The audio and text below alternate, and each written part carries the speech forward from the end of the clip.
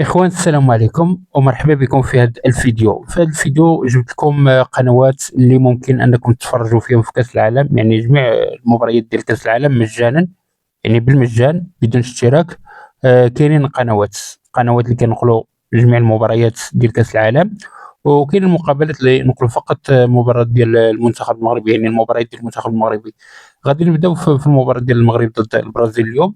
المباراة غادي تكون منقولة على القناة ديال الرياضية المغربية TNT الأرضية، كذلك القناة الأولى وقناة تمازيغ.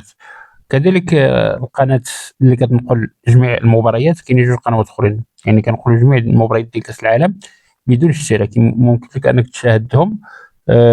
كاين القناة الألمانية اللي هي قناة زدف، قناة ألمانية هذه. وكذلك كاينة قناة تشاد، يعني هذه كتنقل جميع المباريات، لا القناة الألمانية ولا قناة تشاد TV كتنقل جميع المباريات ديال كأس العالم. يعني جميع المباريات ممكن لك أنك تتفرجهم بالمجان. بالنسبة للقنوات، القناة ديال يعني تشاد TV غتلقاها في النيل سات. أما القناة الألمانية غادي تلقاه في قمر أسطرا، يعني جنب النيل سات. ممكن تدور الطاسة غير شوية وغادي تشد القناة الألمانية، لأن تنقل جميع المباريات يعني بطبيعة الحال تكون اللغة الألمانية. ولكن اللي كيهم هو أنك تشاهد كرة القدم، يعني كتشاهد الماتشات يعني بالمجان بدون اشتراك. هادو هما القنوات اللي غادي يكونوا ناقلين.